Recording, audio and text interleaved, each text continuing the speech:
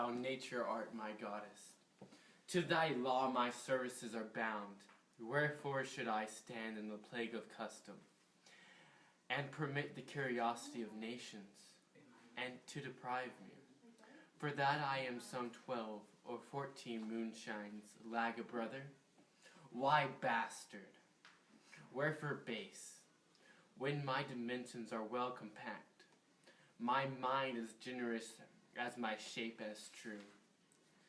As honest madams issue, why brand they us with base?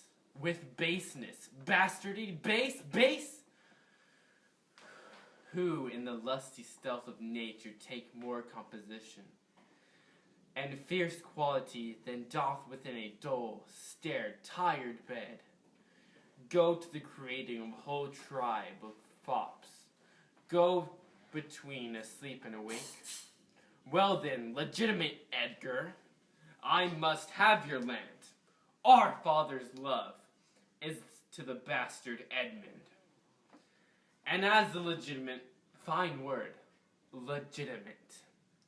Well, my legitimate is this letter I speed, and my invention thrive. Edmund the base shall take the legitimate. I grow, I prosper. Now gods, stand before bastards. Kent banished thus, and France and collar parted, and the king gone tonight, prescribed his power, confined to exhibition. All this done upon the gad? Edmund, how now? What news? So, your lordship, none. Why so earnestly seek you to put up that letter? I know not news, my lord. What paper were you reading? Nothing. No? My lord. No? What needed then that terrible dispatch of it into your pocket? The quality of nothing hath not such need to hide itself. Let's see. Come, if it be nothing, I shall not need spectacles. I beseech you, sir, pardon me. It is a letter from my brother, that I have not, or all or read. And for so much as I have perused, I find it not fit for your overlooking. Give me the letter, sir. I shall not offend, either to detain or give it. The contents, as in I part, I understand them, are to blame. Let's see. I hope, for my brother's justification, he wrote this, but as an essay or taste of my virtue.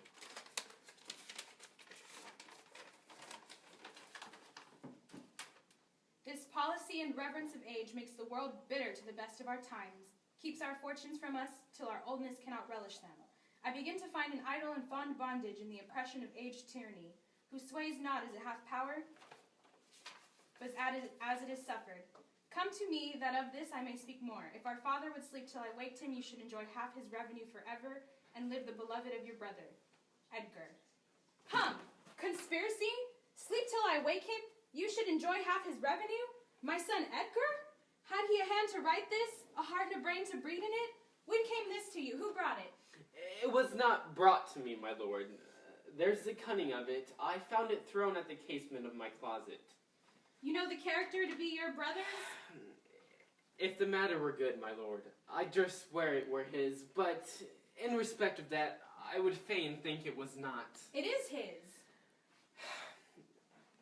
It is his hand, my lord, but I hope his heart is not in these contents.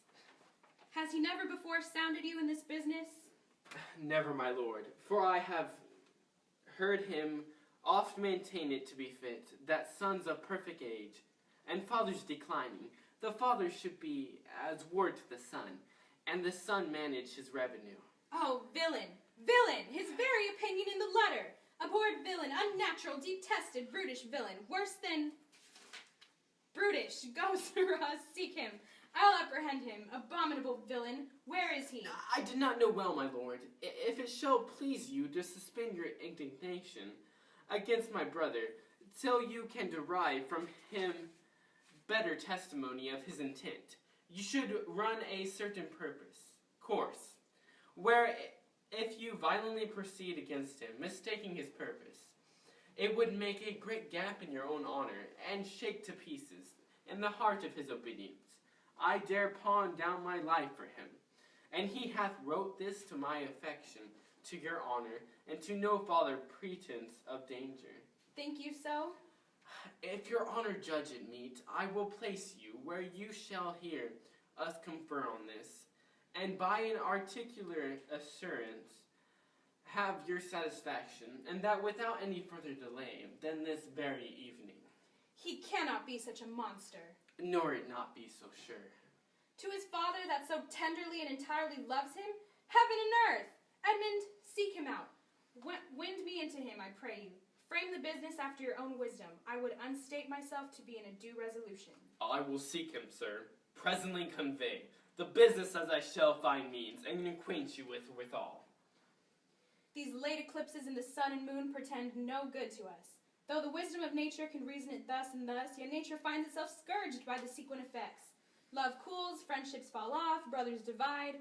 In cities, mutinies, in countries discord. In palaces, treason, and the bond cracks twixt father and son. This villain of mine comes under the prediction, there's son against father. The king falls from bias of nature, there's father against child. We have seen the beast of our time. Machinations, hollowness, treachery, and all ruinous disorders follow us disquietly to our graves. Find this villain, Edmund. It shall lose thee nothing. Do it carefully. And the noble and true-hearted Kent banished? His offense honesty? 'Tis strange, strange. This is the excellent foppery of the world, that when we are sick in fortune, often the surfeit of our own behavior, we make guilty of our own disasters. The sun, the moon, and the stars, as we were villains by necessity, fools by heavenly compulsion, knaves, thieves, and treachers by spherical providence, drunkards, liars, and adulterers, by an enforced obedience of planetary influence, and all that are evil in, by a divine thrusting on, an admirable elevation of whoremaster man, to lay his goatless disposition to the charge of a star. My father compounded with my mother under the dragon's tail, and my nativity was under Ursa Major. So that it follows I am tough, treacherous, tut, I should have been that I am, had the medianless star and the firmament twinkled on my bastardization. Edgar. And pat he comes like the catastrophic of an old comedy. My cue is villainish melancholy, with a sign of Tom O'Bedlin. Oh, these ellipses do pretend these divisions. Fa, sol, la, mi. How now, Brother Edmund? What seer's contemplation are you in? I am thinking, brother, of a prediction I read the other day. What should follow these ellipses? Do you busy yourself with that? I promise you, the effects of his writ, of succeeded unhappily, of unnaturalness between the child and the parent, death, dearth, dissolutions of ancient amities, divisions in states, menaces, and maledictions against king and nobles, needless defiances, banishment of friends, disposition of cohorts, nuptial breaches, and know not what. How long have you been Secretary of Astronomical? Oh, come. When saw your father last? The night gone by. Spake you with him? Aye, 2 hours together. You parted on good terms. Found you no displeasure in him by word or countenance? None at all. Bethink yourself, wherein you may have offended him, and at my entreaty forbear his presence, till some little time hath qualified the health of his displeasure, which at this instant so raggeth in him, that with the mischief of your person, it would scarcely ally. Some villain has done me wrong? That's my fear. I pray you, have a continent forbearance, till the speed of my rage grows slower. And as I say, retire with me to my lodging, from whence I will fitly bring you to hear my lord speak. Pray ye, go. There's my key. You store abroad, go armed. Armed, brother? Brother, I advise you to go the best armed. I am no honest man. If there is any good meaning towards you, I have told you what I have seen, heard, but faintly nothing has image, and horror of it pray you. Shall I hear from your Annam? I do not serve you in this business. A Crudra's father, and a brother noble, whose nature is so far doing harm, that he suspects none, on whose foolish honesty my practices ride easy. I see the business, lit me, if not by birth. I have lands by wit. All that me meet, I can fashion fit. Tired of his fool? Yes, madame. By day and night he wrongs me. Every hour he flashes into one gross crime or other. That sets us all at odds. I'll not endure it. His nights grow riotous, and himself upbraids us on every trifle. When he returns from hunting, I will not speak with him. Say I'm sick. If you come slack of former services, you shall do well. The fault of it I'll answer. He comes, madame, I hear him. Put on what weary negligence you please, you and your fellows. I'd have it come into question. If he distaste it, let him to our sister, whose mind and mine, I know, in that are one, not to be overruled. Idle old man, that still would manage those authorities that he hath given away. Now, by my life, old fools are babes again, and must be used with checks as flatteries when they are seen abused. Remember what I tell you. Very well, madame. And let his knights have colder looks among you. What grows of it, no matter. Advise your fellows so. I would breed from hence occasions, and I shall, that I may speak. I'll write straight to my sister to hold my very course. Prepare for dinner. If but as well as I other accents borrow, that can my speech diffuse, my good intent, may can carry itself through the full issues for which I raised my likeness. Now banished can, if thou canst serve where thou thus am condemned, so may it come thou master whom thou lovest, shall find thee for thee laborers. Horns within. Let me stay, a jolt for dinner. Go get ready. How now?